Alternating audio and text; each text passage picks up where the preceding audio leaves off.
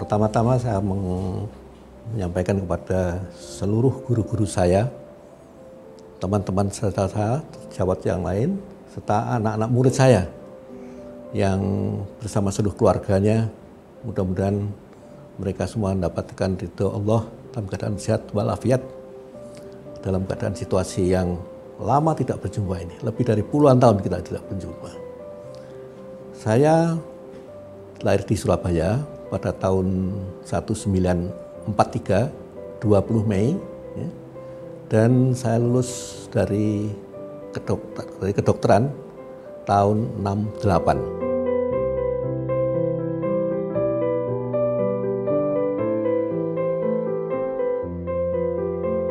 Sudarto, namanya sudah lengkap Sudarto saja itu, ya, tapi artinya luas sekali. Ya. Jadi guru besar pada tahun 1991,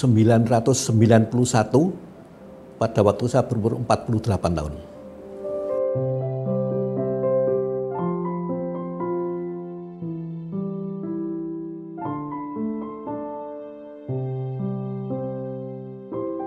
Jadi karena saya lahir tahun 43, pada waktu agresi Belanda tahun 49, itu saya sudah bersekolah SD kelas 1 dan sampai kelas 2 di Surabaya. Tapi karena orang tua saya itu adalah sebagai pemegang kas militer di Jawa Timur, maka dia harus mengikuti gerakan tentara, ya, dari Surabaya sampai ke Gunung Wilis sana, sebagai basis yang terakhir dari ABRI, tentara waktu itu. Jadi zaman dulu kalau kemana-mana tentara bagian keuangan itu harus membawa uangnya itu, ya. Jadi pada itu masih kecil, saya dan keluarga itu dalam perjalanan dari Surabaya lalu ke Kertosono, ke Kediri, ke Tulungagung, lalu Gunung Wilis itu dekat Tulungagung sana, sampai di atas gunungnya, di puncak gunungnya di Desa Samar itu, ya, di sanalah kita terakhir di sana. Ya. Akhirnya agak lama di Tulungagung mulai sekolah, ya, SD-nya. Jadi dalam keadaan perang itu sekolah tetap jalan waktu itu. Jadi kalau waktu itu saya akan ke sekolah, kadang-kadang ada terjadi pertempuran antara Belanda dengan tentara kita, maka saya harus menunggu dulu sampai pertempuran itu selesai. Kalau sudah selesai, baru berangkat lagi sekolah lagi. Ya. Jadi situasi begitu, ya, rumitnya, ya. Jadi bahkan saya pernah sampai terjebur di dalam lubang galian tank yang diisi air, ya.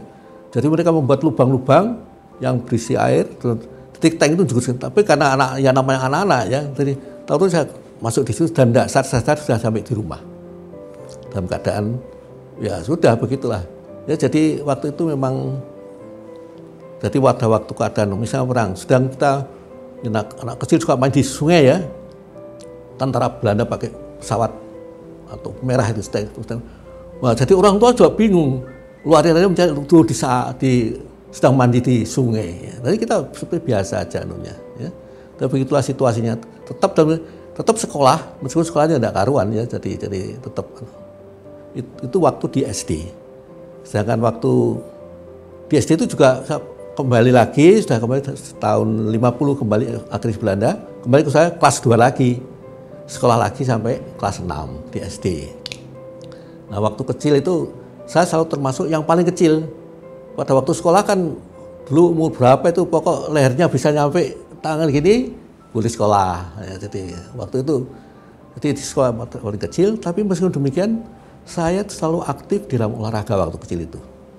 Jadi sepak bola atau kasti. Jadi selalu sekolah kita itu, sekolah Indrapura 1 itu, ya, sering jadi juara kasti atau itu. Dan sering kita itu dibon istilahnya. Sekolah lain yang ingin bertanding dalam rangka itu dibon. Saya selalu ikut. Masih kecil, ya. Jadi waktu di sebagai Gajah Mada gitu, ya. Jadi ya olahraga bagus sekali. Di SMP juga sudah mulai, ya, juga tetap saya olahraga di situ. Jadi pada waktu itu saya lulusannya waktu SMP itu yang terbaik di SD itu, ya. Jadi rata-rata 9 gitu, ya, ilmu hayat dan sebagainya. Lalu juga masih olahraga dan sebagainya ya, SD kita selalu jalan kaki ya. Sekolah waktu SD dan SMP jalan kaki. Waktu di SD kan mungkin nggak pakai sepatu waktu itu kan ya. Jadi waktu sekolah SMP di SMP 5. Lalu dari SMP 5 itu lalu kita daftar ke SMA ya. Jadi SMA Wijayakusuma SMA 5 waktu itu ya, masuk SMA 5 dan jadi SMA 5 itu jauh sekali di Wijayakusuma dengan rumah saya di daerah Jembatan Merah sana, Jalan Beranjangan ya. Jadi kita naik sepeda, biasanya naik sepeda, atau kadang-kadang naik tram. Atau masih ada tram listrik waktu itu sampai ke Jalan Pemuda itu. Dari situ terus jalan ya. Jadi di SMA ini juga itu menyenangkan sekali ya. Perjalanan di SMA itu dibagi waktu SMA 2, 5, dan 1 ya. Yang SMA 1 itu banyak ceweknya. SMA 2 dan 5 itu cowok-cowoknya ya. Jadi kita kalau istirahat itu yang dari SMA 5 itu wah berwol main matching gitu ya. Zaman dulu namanya anak zaman dulu ya tetap coba gitu aja anunya. Jadi waktu itu memang ya situasinya masih menyenangkan.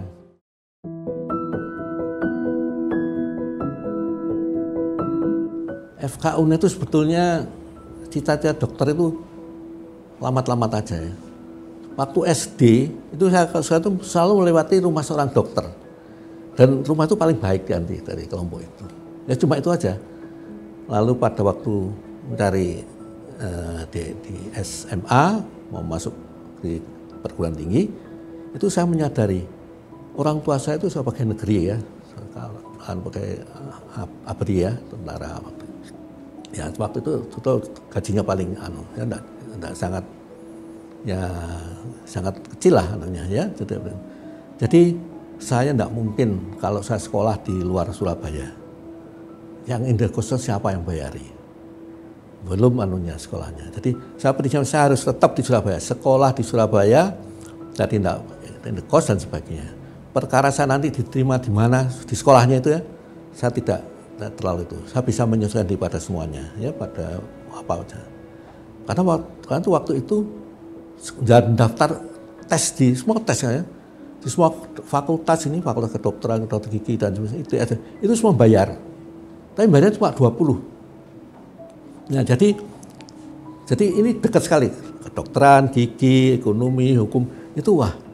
Daripada ya sekali ikut daftar semuanya. Saya daftar ekonomi, daftar hukum, daftar gigi, daftar kedokteran, daftar ITS ya. Karena saya daftar ITS, saya itu punya bakat juga sebagai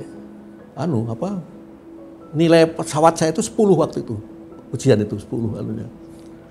Kalau ilmu hayat itu selalu 9. SMA 9 itu. Jadi saya tidak tahu, pokoknya saya tidak akan terpengaruh apabila dimanapun saya bisa itu bisa diterima. Ya. Akhirnya semuanya diterima.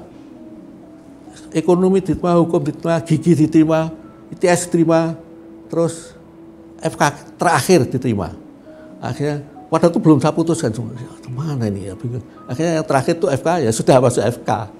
Ya sudah, ya jadi ya nggak ada beban bahwa saya waduh nanti kok harus terima di mana gitu ya FK gimana.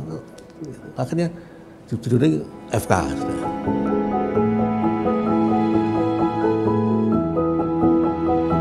Itu sekolah di FK itu memang lain dari yang lain ya.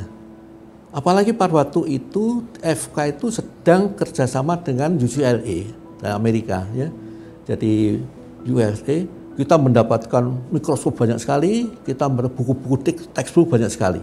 Sehingga seorang mahasiswa kedokteran itu tiap membuat pinjaman buku textbook misalnya WISE itu ya, biologi, itu isinya lebih dari 1000 halaman.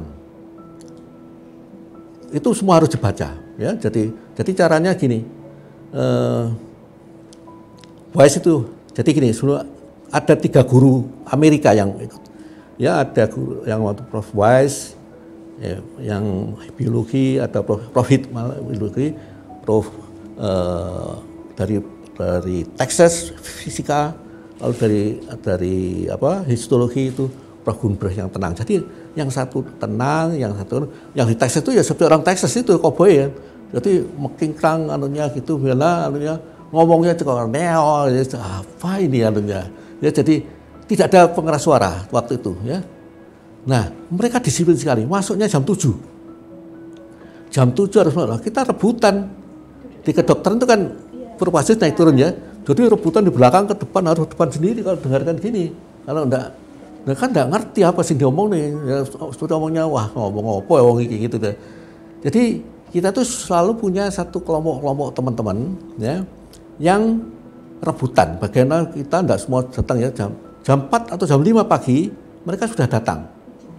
Cari tempat balapan, lari dari atas satu, wah dari depan, taruh buku-buku di depan ya supaya itu. Yang datang cuma satu aja dari tadi ya. Waktu mahasiswa itu saya punya kelompok 5 orang mahasiswa, bukan orang kaya semuanya. Sekarang dari 5 orang itu 3 orang jadi guru besar, ya 3 orang besar, 1 orang kena kepala rumah sakit di Lamongan, 1 orang meninggal pada waktu PPDS. Nah, jadi ini mudah-mudahan arwahnya diterima oleh Allah nih ya. Jadi saya ini tidak bisa membayangkan kawan-kawan saya begitu, tapi semua jadi orang.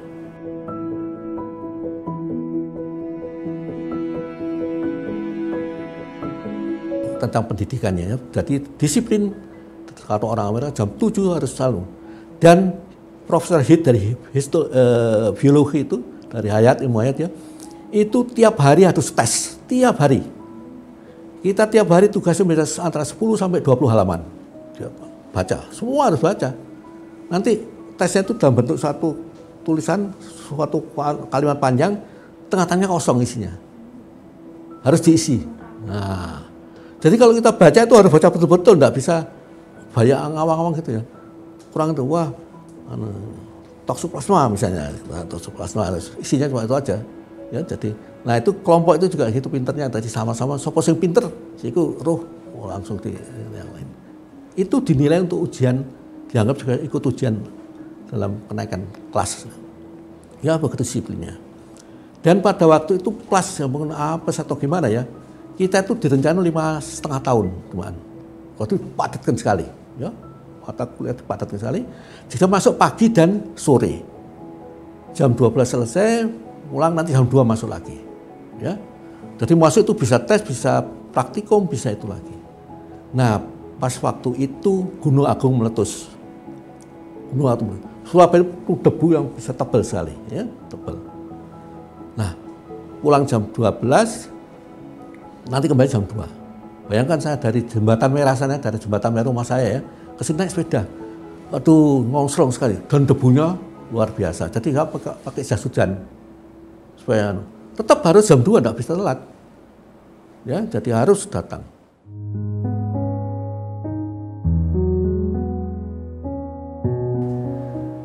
Jadi pada waktu lulus dokter, saya lulus dokter tahun 68. Nah, kok saya bisa masuk parasit? Kenapa ya? Parasit itu tidak ada yang kepingin masuk parasit itu. Semua ingin jadi spesialis anak, spesialis kandungan, spesialis itu. Kenapa? Karena banyak duitnya. Terus terang aja, ya. Kalau parasit apa dokter umum, dokter cacing gitu, enggak laku anunya ya. Jadi kenapa? Jadi pada waktu itu Indonesia itu sedang dengan Malaysia, konfrontasi Malaysia, Ganyang Malaysia dan sebagainya. Semua dokter diwajib militer yang baru lulus, wajib mil. Waduh kok wajib militer. Jadi terus rumah didatangi seorang kapten dari Jakarta, menyerahkan surat untuk melakukan pendidikan dokter militer di Jakarta. Merasa dokter militer, kalau di rumah itu saya jadi apa nanti anunya, gitu? Saya paling tidak senang jadi dokter ya. Jadi tentara tidak senang, kan hidup tentara sudah tahu sulitnya ya. Jadi ini dan nanti rencananya kan ini dikirim ke Malaysia itu, konfrontasi dengan Malaysia, anunya apa namanya?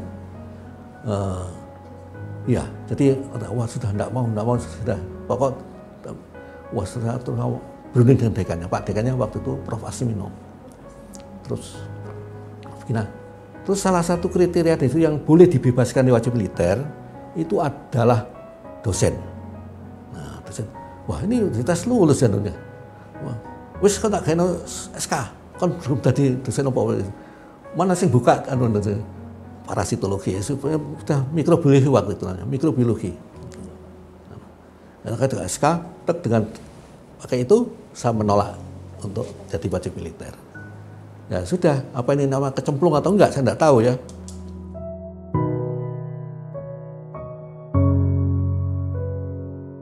Nah, tugas saya itu tentu akhirnya harus tridharma perguruan tinggi namanya ya. Jadi tridharmanya memberi kuliah dan sebagainya, lalu pengabdian masyarakat dan penelitian. Penelitian saya itu selalu pada waktu itu kita punya proyek cacing tambang ya, antara parasitologi dengan PTP. Perkebunan di Jember, perkebunan karet dan kopi. Ya. Jadi setiap Sabtu dan Minggu itu saya ke Jember, meriksa penelitian cacing tambang.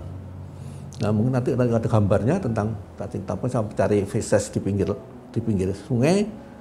Saya juga mengadakan pengabdian masyarakat bersama mengambil darahnya dan sebagainya. Ya itu yang di Jawa Timur semuanya. Jadi untuk penelitian itu, ya penelitiannya. Jadi penelitian itu macam-macam, bukan hanya di Jember, tapi juga penelitian juga tentang demam berdarah, tentang malaria, ya juga itu.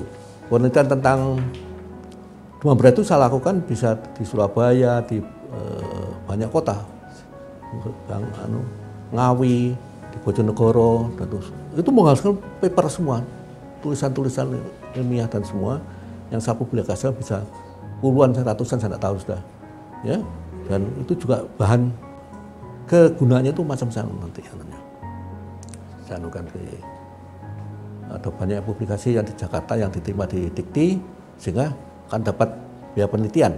Nah, biaya penelitian itu untuk penelitian nanti waktu doktor ya saya di Jepang itu kan harus karena senior program di waktu Indonesia harus bayar sendiri. Jadi itu yang dibiayai oleh penelitian saya sendiri yang sendiri. Ya.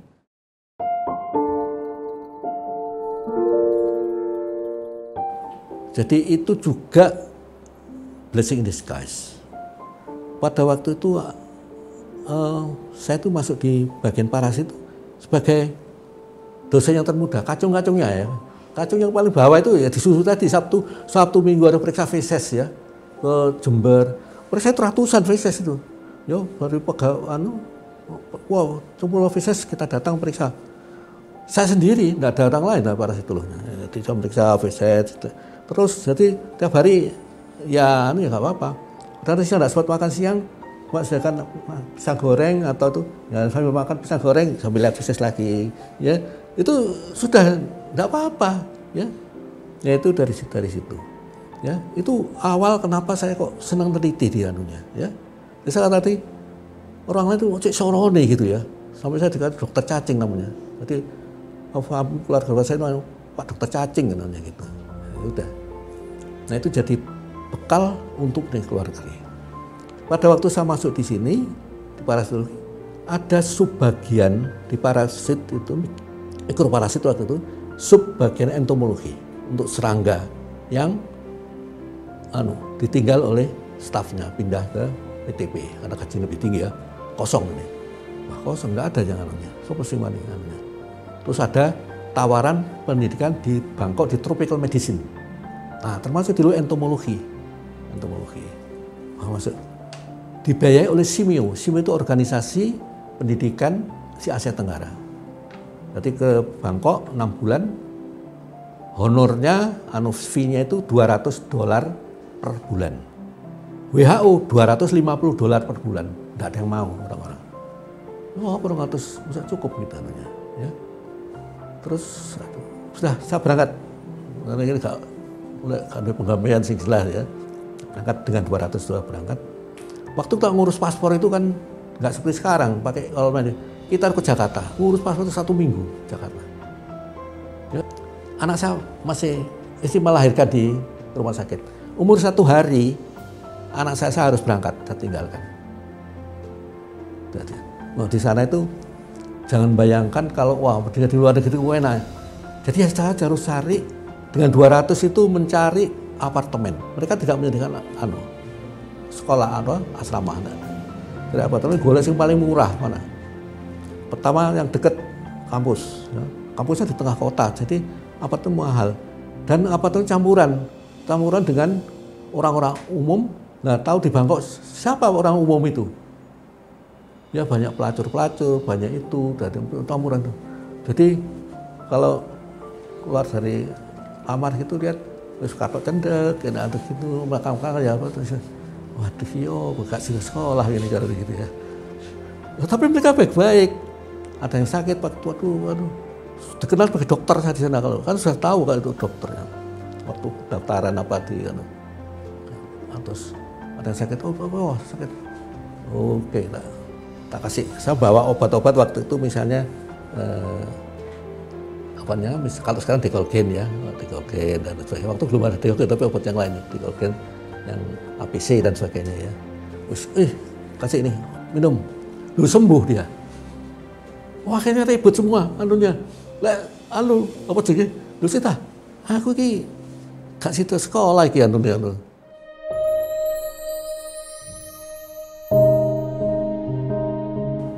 Sebelum program dokter harus ikut acting scientist, penelitian selama 2 bulan atau 3 bulan di Jepang yang dibimbing oleh calon co-promotor itu. Waduh, ada 2 orang ini. Udah.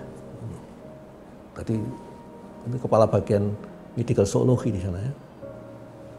Terus itu penelitian, saya juga penelitian tentang nyamuk, sambil dengan nyamuk waktu itu nyamuk karena entomolog yang saya munculkan namanya.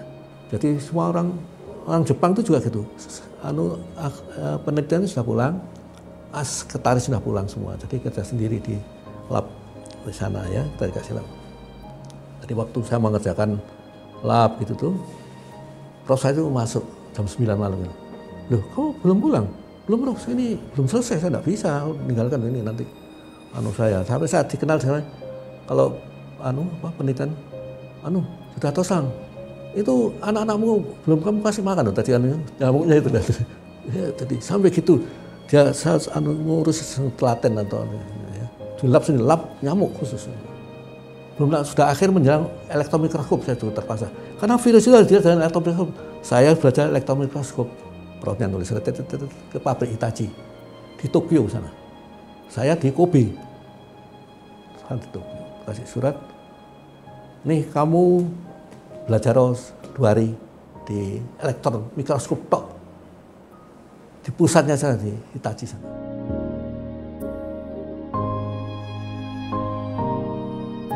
Reaktor 1997, terus 1998 rame-rame itu ya. Jadi justru saya waktu itu jadi rektor pada situasi sangat ekonomi sangat buruk. Jadi saya ikut kemana-mana mahasiswa itu. Ya, mahasiswa demo itu saya juga tawuran di tentara saya harus ikut. Sampai saya pernah dipanggil oleh di kantor gubernuran sana ya oleh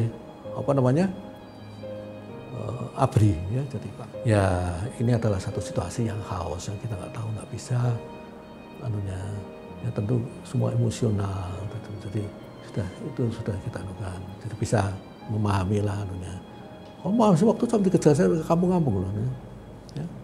Bahkan pernah kita dipanggil oleh DPR ya untuk memperjelas kenapa kok di UNER itu kok gini turun gunung itu lah.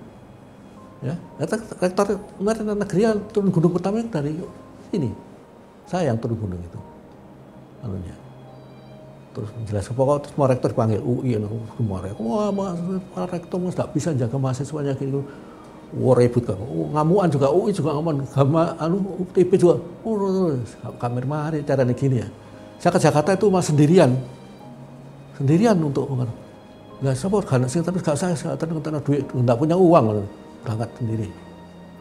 Nah dari sana tuh saya ngomong terakhir sudah bapak-bapak saya lo jadi kita ada bapak ini bagus sekali dan kita melaksanakan sekarang marilah kita evaluasi adalah apa yang sudah bapak-bapak lakukan untuk mahasiswa dan apa yang sudah kita lakukan untuk evaluasi, nggak usah saling anu kan. Dua kali ditutup rapatnya, nggak jadi, terus sudah selesai. Ya merasa sama-sama nggak anu. Terus, wah terus saya pulang ini mana ya? Nggak ada, kok saya mau diterno sopo. Saya mau itu kok di Kepung Masa itu apa, DPR itu. Akhirnya lompat pagar keluar dari bis untuk ke Cengkareng. Ya, sampai gitu anunya, ngewangi apa jenenge. Tapi yang nggak tahu di sini kini pentalitan anu sana misalnya.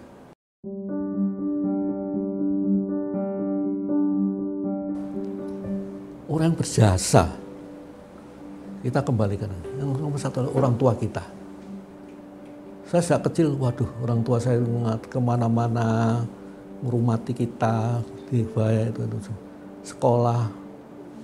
Ya mereka bukan orang kaya yang, tapi tetap berusaha untuk sekolah ya, untuk sekolah. Meskipun kita juga tahu diri ya.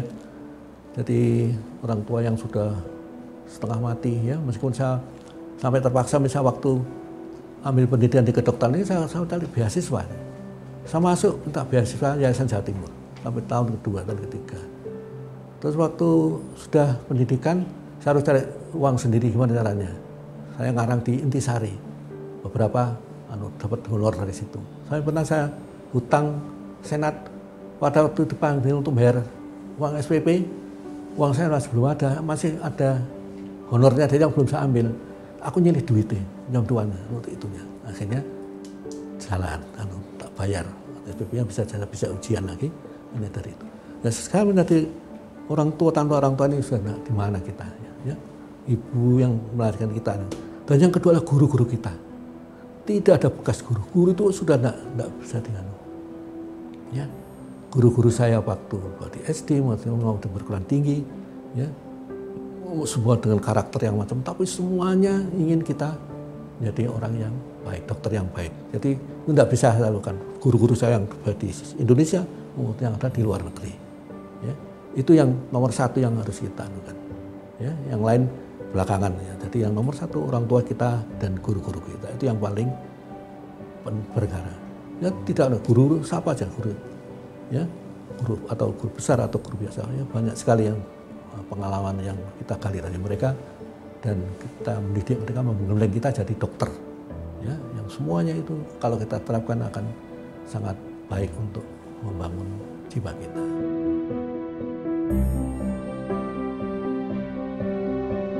Jadi pesan saya untuk para dokter yang sedang bertugas atau calon-calon dokter yang kelak akan menjadi dokter, itu ada satu pegangan yang kalau kita berpegang pada sumpah dokter yang sudah kita itu sudah, selama kita bisa berpegang pada dan melaksanakan dengan betul, dengan ikhlas, akan kita jadi dokter yang baik.